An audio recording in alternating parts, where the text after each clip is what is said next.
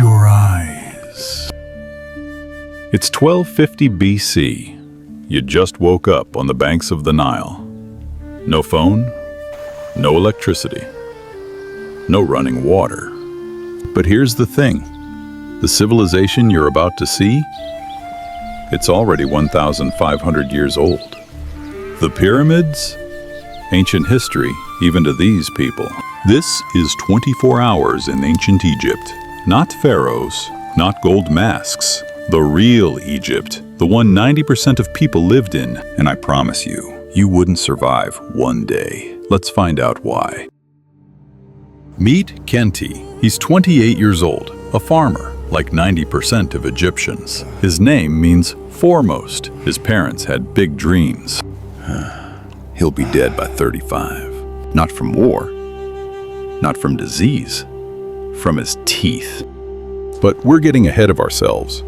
Right now, he's got 24 hours to survive, and so do you.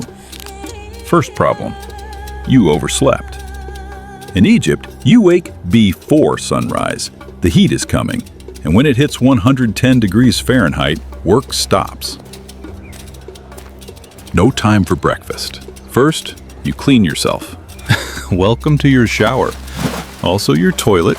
Also your drinking water. Also home to crocodiles. Egyptians are obsessed with cleanliness. They bathe twice daily, morning and night. Rich people, 3 times. That white powder? Natron, natural salt from the desert. It's your soap, your deodorant, your toothpaste.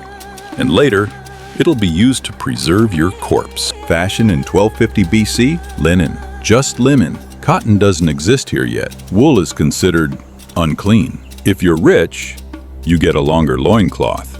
That's it. Meet Merit, Khenti's wife.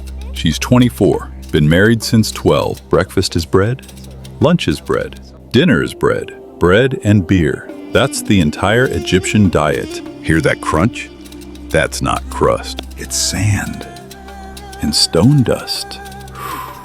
From grinding grain on stone mills, every bite is slowly destroying his teeth. By 30, most Egyptians' teeth are worn to the gums. Abscesses, infections. That's what kills Khenti in 7 years. Not old age, his teeth. But right now, he doesn't think about that. He dips his bread in beer, thick, chunky, barely alcoholic. His kids, Nefrat, 6, and baby Amenhotep won't remember him when he's gone. But today is good.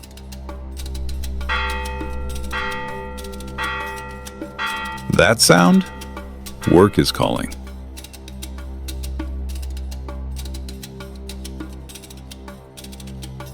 Before work, Khenti stops at the market. Merit needs oil for cooking. Here's the problem. Money doesn't exist yet. Everything is barter, and the exchange rate measured in deben, units of copper weight. 1 jar of oil equals 5 deben, equals 2 sacks of grain, equals 1 pair of sandals, equals half a goat. You better be good at math. 8 deben for oil is good. 6. My grain is fresh. 7. And I'll throw in salt. Deal done. No receipts, no contracts, just trust. Look at what's for sale. Fish from the Nile, dates, onions, garlic, lentils, and over there, medicine. Want to cure a headache? They'll drill a hole in your skull to let the demons out. And here's the insane part. Patients survived. Bone regrowth proves it. Ancient Egyptians performed successful brain surgery 3,000 years before modern medicine.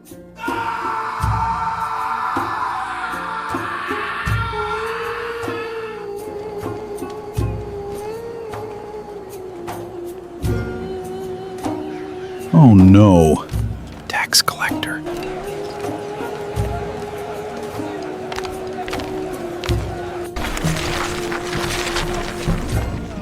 Khenti, son of Merin, you owe 15 sacks of grain, harvest tax. The flood was weak this year. I only have 12 sacks. Then you'll work it off. 3 months on the pyramid. Report tomorrow. Here's the thing about ancient Egypt. Pharaoh owns everything. The land, the crops, the animals. You're not a slave, but you're not free either. Can't pay taxes?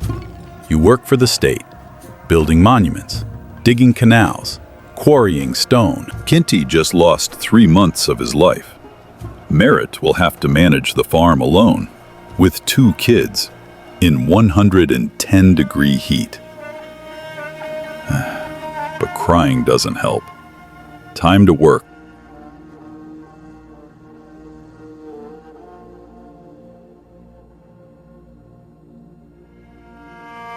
We need to talk about pyramids. Everything you learned in school? Wrong. Heave! Pull! Again! These are not slaves. They're paid workers. Farmers during flood season, when fields are underwater, they get 10 loaves of bread daily, beer, onions, meat once a week. We found their villages, bakeries, breweries, medical stations. They had health care. Broken bones were set, infections treated, and they took pride in this work. Workers left graffiti inside pyramids. The Drunkards of Menkaure, a team name. They competed. Like construction crews today.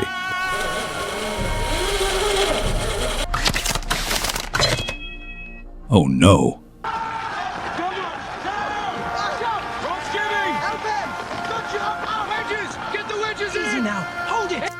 His name is Senyu. He just broke his femur, the strongest bone in the body. In 2025, you get surgery. Metal pins, 6 months recovery. In 1250 BC, meet the Aziz, physician. Hold still now.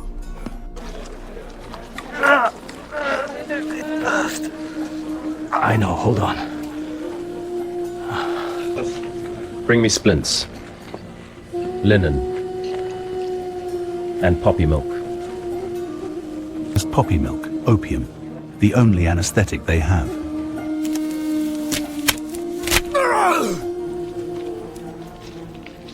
Don't walk for 40 days, or you lose the leg. I understand. Will he survive? Yes. We found bones with healed fractures, perfectly set. Egyptian doctors had a 60 to 70% success rate with major injuries. Better than Civil War surgeons 3,000 years later. But work doesn't stop. The pyramid must be finished before Pharaoh dies, because if he dies before it's done, his soul is trapped forever. No pressure.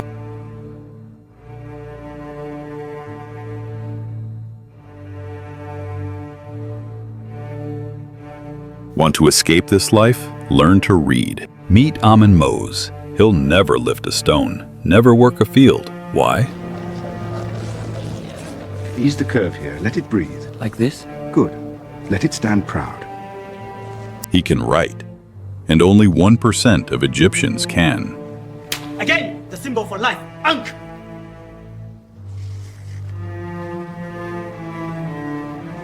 It took him 12 years to learn 700 plus hieroglyphs, beatings for mistakes, hours copying texts, memorizing every symbol. But now, he's untouchable. Scribes keep records of everything. There's a saying in Egypt: education is the only way out. But only boys from wealthy families can afford school. Girls?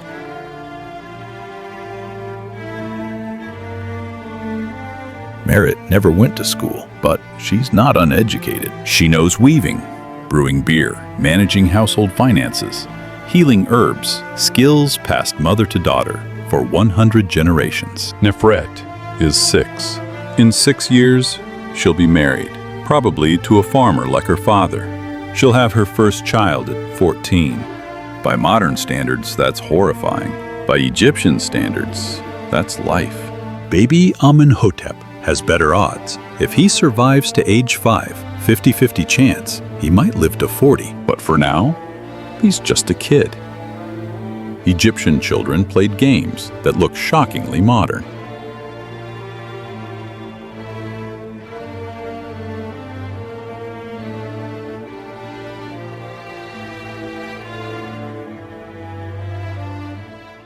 Childhood in ancient Egypt lasted about 6 years.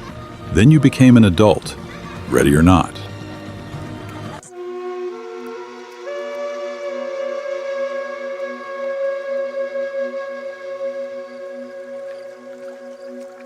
Before dinner, Khenti stops at the temple. Not because he's religious, because he's terrified. Priests shave everything: head, face, body, eyebrows. Why? Purity. Even a single hair makes you unclean to approach the gods. 3 times daily, priests wake up the god statue, wash it, dress it, feed it. If they don't, the Nile won't flood. Crops will fail. Egypt dies. Khenti leaves an offering, prays for forgiveness. Please don't let me die in the quarry. Let me see my children grow. The priest takes the food. Later, he'll eat it himself. That's how offerings work. Gods consume the essence. Priests get the physical food.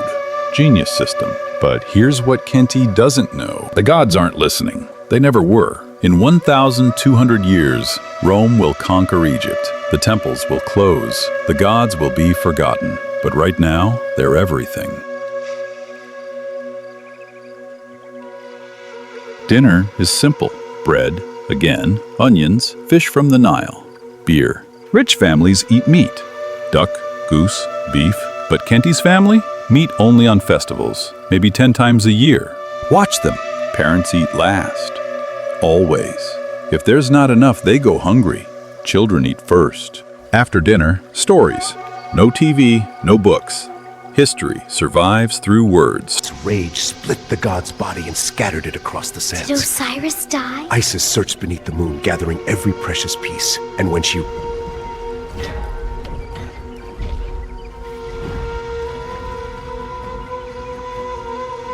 This story is already 1,000 years old when Khenti tells it. It'll survive another 3,000 years. We're still telling it today. In 7 years, Khenti will be dead. Merit will remarry. She has to survive. The kids will barely remember him. But tonight they're together, and that's enough.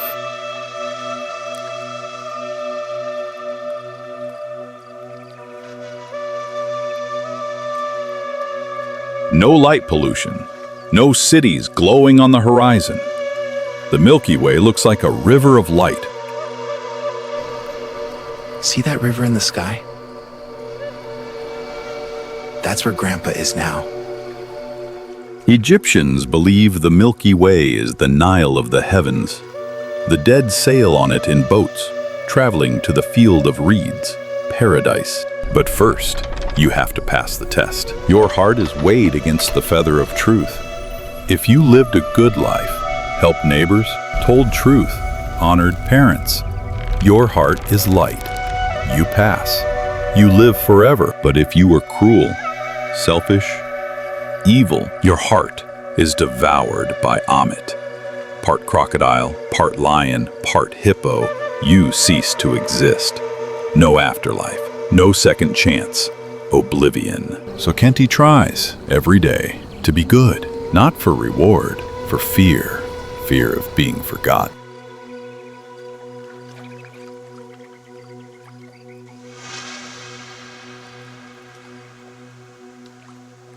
Tomorrow, Khenti will wake up, work the fields, pay taxes, worry about food, tell stories, and the day after and after for 7 more years. This life, this exact routine will continue for 3,000 years, longer than any civilization in history. The pharaohs are gone, the temples are ruins, the language is dead, but the Nile still flows, the sun still rises, and somewhere a farmer wakes before dawn, works the fields, feeds his family. The cycle continues.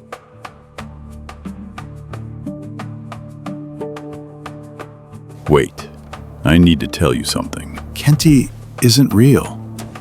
I made him up. But everything he did? Everything you just saw? That's real. We know because they left evidence. Tomb paintings showing daily life. Workers' journals on pottery shards.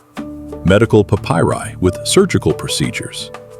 Skeletons showing healed bones and worn teeth. Receipts, contracts, love letters, they documented everything. obsessively, because they knew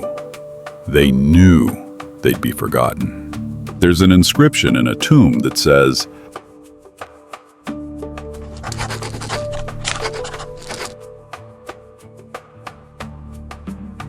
that's why they wrote, built, carved their names everywhere.